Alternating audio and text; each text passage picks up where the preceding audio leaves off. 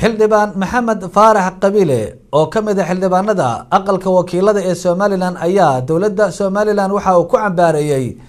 in ay ku soo rogtay canshuur sharci darro ah oo xad dhaaf ah oo aanay shacabka Soomaaliland wax ka qaban kareynin.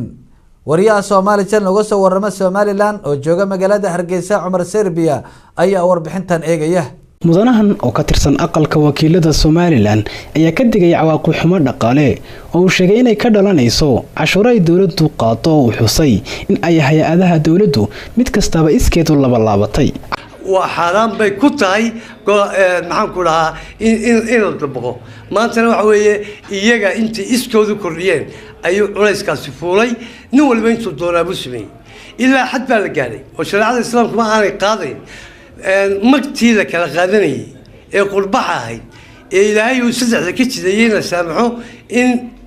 maxaan ku lahaa la qisaaso iyo mid ka mahaba magii la kala qaadanayay bayna cashuur baanu ku soo rogin cashuurtan ay iyadu dallacday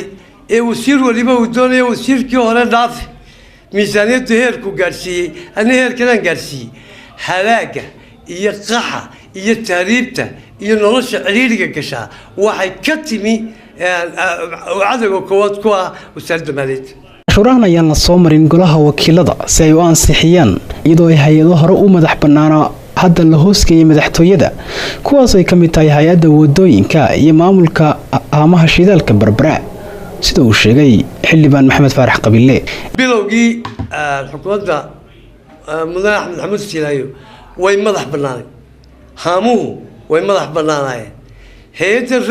rowla toolatigu way madax bannaanay system bay ku dhisnay iyo shaqaale iyo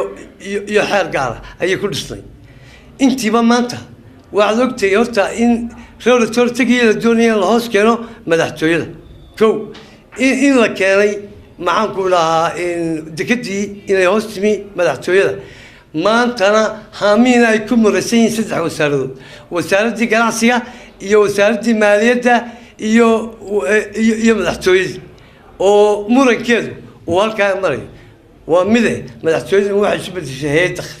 iyadoo toddobaadkii hore wasiirka madaxtooyada Soomaaliland golaha hor keenay warbixin ay ku jirto qorshe cashuureed lagu soo rogayo baabuurta ayaa xildhibaan maxamed faarax qabiile waxa uu sheegay in aanay madaxweynaha Soomaaliland ka go'nayn in wasiirada maaliyaddu horumarin ku sameeyaan maaliyadda waxaanu tusaale u soo qaatay wasiirro uu xusay in sababta xilka qaadistoodu ka dambeysay tallaabooyin wax ka bedel ay ku sameeyeen maaliyadda Soomaaliland. madaxweyne kasta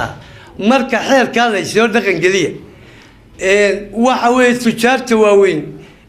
cududali waxa weeye wasiirka waxay ku guuleystaan marka ay silaaha maxaan ku lahaa geli dabaq xeerka kala xadeynta ganacsiga